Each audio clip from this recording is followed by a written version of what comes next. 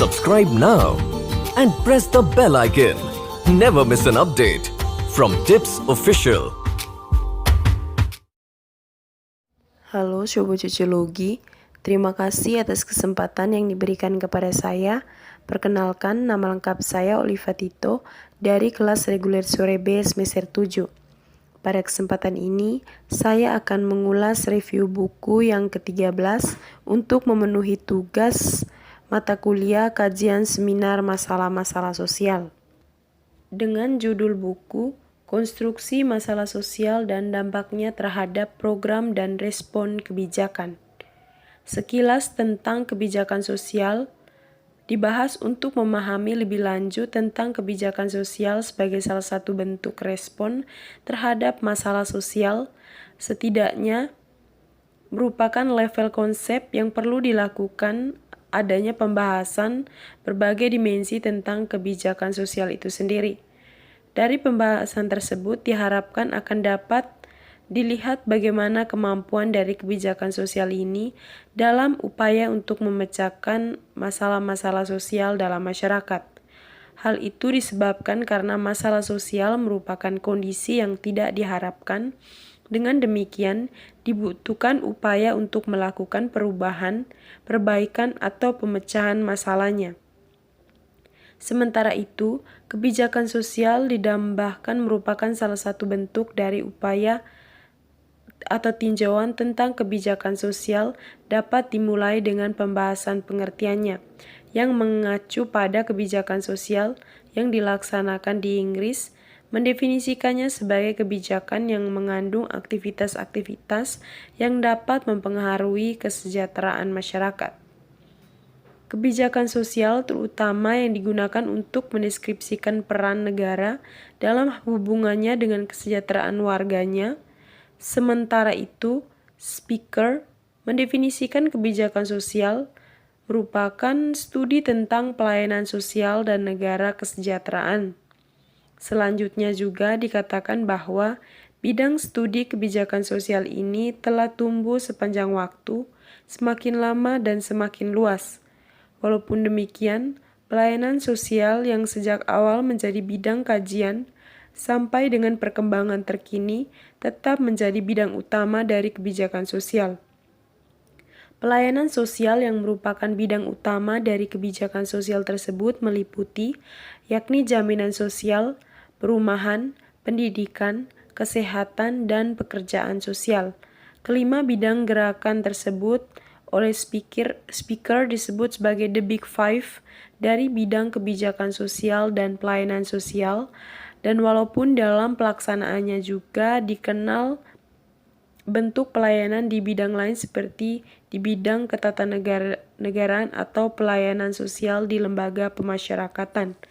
Sementara itu, Khan menyebutkan bahwa bidang pelayanan sosial terutama difokuskan untuk memberikan bantuan kepada individu atau keluarga yang mengalami persoalan dalam melakukan penyesuaian terhadap perkembangan lingkungan sosialnya dan persoalan dalam menjalani fungsi sosialnya.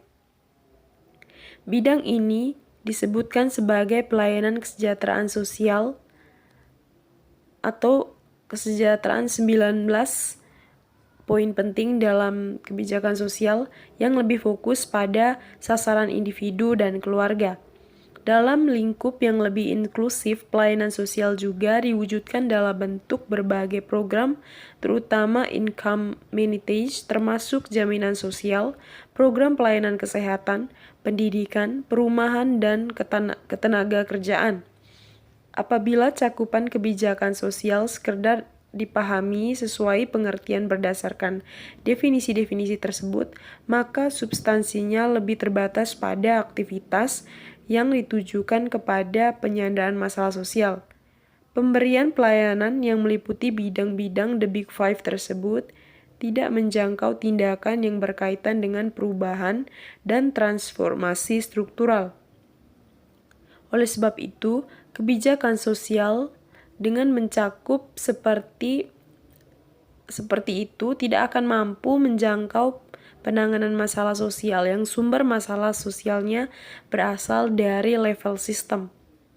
Walaupun demikian, dalam perkembangan ke depan, bukan tidak mungkin studi kebijakan sosial melakukan ekspansi bidang kajiannya sampai menjangkau pada perubahan level sistem dan struktur sosial masyarakat.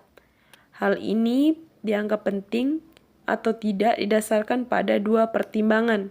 Yang pertama, konsisten dengan pemahaman bahwa kebijakan sosial adalah respon terhadap masalah sosial. Karena itu, sumber masalah sosial dapat berasal baik pada level individu maupun sistem. Maka, sebagai respon dalam bentuk upaya pemecahan masalah sosial yang komprehensif, kebijakan sosial harus mampu menjangkau kedua sumber tersebut. Kedua, dalam kenyataannya, bidang kajian kebijakan sosial ini dari waktu ke waktu kecenderungannya juga mengalami perkembangan dan perluasan sebagaimana yang sudah dikemukakan speakers yang sudah dikutip sebelumnya. Dengan melakukan perluasan ruang lingkupnya, kebijakan sosial juga dapat berisi upaya untuk mengelola bahkan melakukan perubahan terhadap struktur dan jaringan relasi sosial. Dengan demikian, pemikiran penting apabila kebijakan sosial ingin ditempatkan sebagai salah satu bagian upaya pemecahan masalah sosial, maka upaya tersebut juga dapat memberikan jawaban atas kegelisahan berbagai pihak yang digunakan sebagai entry point dalam tulisan ini. Dikatakan bahwa upaya penanganan masalah sosial dengan saran hanya kepada para penyandang masalah dan ternyata tidak membawa dampak yang signifikan bagi berkurangnya tingkat relevansi penyandang masalah tersebut, bahkan mengundang upaya untuk mencari format pemecahan masalah yang lebih komprehensif. Menyoal cakup kebijakan sosial tidak mengherankan apabila dengan mempertimbangkan lebih luas dan kompleks dalam masalah sosial, baik realitas masalahnya maupun sumber masalahnya, dan kemudian orang mempersoalkan cakupan dari kebijakan sosial ini, terutama apabila ingin konsisten dengan pandangan bahwa kebijakan sosial merupakan bentuk respon terhadap masalah sosial. Apabila kebijakan sosial didefinisikan sebagai respon oleh negara dan sumber masalahnya diyakini berasal dari sistem dan struktur yang kurang berkeadilan, maka urgensinya dapat dilihat dari kenyataan bahwa upaya merubah kondisi kehidupan masyarakat yang kurang adil dan timpang seringkali membuat atau membutuhkan campur tangan dari pihak negara. Ada beberapa bentuk campur tangan negara dalam memecahkan hambatan struktur yang sering menjadi biang keladi dari ketidakadilan. Yang pertama, melalui kebijakan yang secara langsung berdampak pada terjadinya transformasi struktural, seperti kebijakan reforma agraria. Kedua, melalui berbagai regulasi dan fasilitas yang memungkinkan suetomo efektivitas kebijakan sosial dalam pemecahan masalah sosial, yakni dalam 20 jurnal ilmu sosial dan ilmu politik dikatakan bahwa terjadinya mekanisme subsidi silang.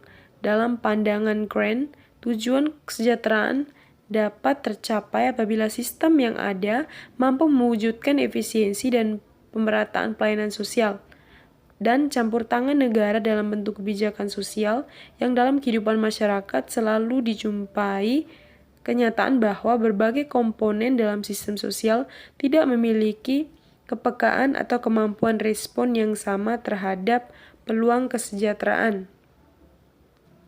Maka tidak jarang kepekaan yang tidak sama tersebut disebabkan karena faktor struktural dan institusional. Hal ini yang sering dijumpai adalah walaupun mungkin komponen dalam sistem sosial mempunyai kepekaan yang sama, akan tetapi dampaknya terhadap kesejahteraan sosial dapat berbeda apabila negara memberikan rangsangan yang bersifat diskriminatif, bahkan Dalam orientasi manajer pertumbuhan ekonomi secara cepat, sering dijumpai negara justru lebih memberikan rangsangan dan fasilitas kepada komponen atau kelompok yang lebih peka. Kebijakan semacam ini akan berdampak pada kesenjangan yang semakin melebar dan antara lapisan dalam masyarakat. Pada tingkat mikro, terutama dalam implementasi program yang mempunyai kelompok sasaran lapisan miskin, disadari atau tidak, seperti itu juga sering terjadi implikasi dapat terjadi dalam hal ketidaktepatan pemilihan kelompok sasaran. Program yang seharusnya diakses oleh kelompok miskin justru dimanfaatkan oleh lapisan lain.